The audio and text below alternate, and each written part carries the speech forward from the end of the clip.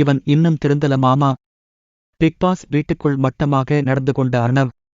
Bigg Boss நிகழ்ச்சியில் இன்றைய episode நிச்சயம் ரசிகர்களுக்கு சுவாரஸ்யம்தான். ஏனென்றால் பழைய போட்டியாளர்கள் 8 பேர் இன்று வீட்டுக்குள் வந்துள்ளனர். அவர்களில் அனைவரும் சில விஷயங்களை மூடி மறைத்து யார் மனதும் நோகாதபடி பேசினார்கள். ஆனால் வன்மத்தை கொட்டுவதற்காகவே உள்ளே வந்திருக்கிறார் அர்ணவ். ஏற்கனவே இவர் எலிமினேஷன் ஆகி வீட்டை விட்டு செல்லும்போது விஜய் சேதுபதியிடம் பயங்கர பல்பு வாங்கினார். அது மட்டும் இன்றி மேடையில் இவர் பேசிய பேச்சு நிச்சயம் சரி கிடையாது. அந்த சமயத்தில் சிரித்தாலும் போட்டியாளர்களுக்கு அந்த கோபம் இன்னமும் இருக்கிறது. அதனாலேயே நேற்று பழைய போட்டியாளர்கள் வருகிறார்கள் என்று சொன்னதும் இவரை எதிர்பார்த்தனர்.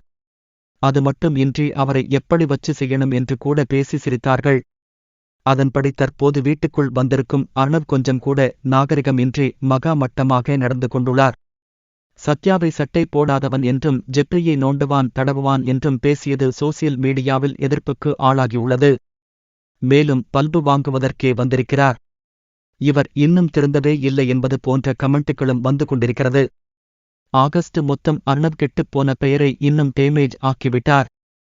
கிரிஞ்ச் டிராமாவுக்கு தயாராகும் தர்ஷிகா. பிக்பாஸ் வீட்டில் அடுத்த பூகம்பம் தப்பிப்பாரா விஷால்? நேற்றிலிருந்தே பிக்பாஸ் வீட்டில் விஷால் தலைதான் உருளுகிறது. ஐயா சாமி போதும், இதோடு விட்டுடுங்க என அவர் கெஞ்சாத குறைதான். அந்த அளவுக்கு சொல்லி வைத்தது போல் வீட்டுக்குள் வந்த பழைய போட்டியாளர்கள் இவரை டார்கெட் செய்தனர். முதலில் சுனிதா முக்கோண காதல் என ஆரம்பித்தார். அதை அடுத்து அர்ணவ் சாச்சனா என ஒவ்வொருவரும் இவரை பிளேபாய் ரேஞ்சுக்கு பேசினார்கள். இதில் தர்ஷிகா வெளியேறியது இவரால்தான் என்ற பேச்சு சோசியல் மீடியாவிலும் அடிபட்டு வருகிறது. அதற்கேற்றாற்போல் வெளியில் வந்த தர்ஷிகா பல பேட்டிகள் கொடுத்து விஷால் பெயரை டேமேஜ் செய்துவிட்டார். உண்மையில் இந்த லவ் டாக் டிராமாவை ஆரம்பித்தது இவர்தான். எனக்கு லவ் இல்ல, என்னை நம்பி ஏமாந்துராத என விஷால் வெளிப்படையாகவே கூறினார். ஆனாலும் சோறு ஊட்டுவது கட்டிப்பிடிப்பது என எல்லை மீறியது தர்ஷிகாதான். ஆனால் தற்போது இவர் பாதிக்கப்பட்டது போல் ஒரு ட்வீட் போட்டு இருக்கிறார். அதில் எனக்காக யாரும் பிக்பாஸ் வீட்டில் பேச வேண்டாம். என்னுடைய எலிமினேஷனுக்கு நான்தான் காரணம். ஆனால் சம்பந்தப்பட்டவரிடம் இது குறித்து நான் நேரடியாகவே கேட்டேன். அதனால் யாரும் எனக்காக பேச வேண்டாம் என தெரிவித்துள்ளார். இதிலிருந்து அவர் பிக்பாஸ் வீட்டுக்குள் வந்து விஷாலை கிழிக்கப் போகிறார் என்பது தெரிகிறது.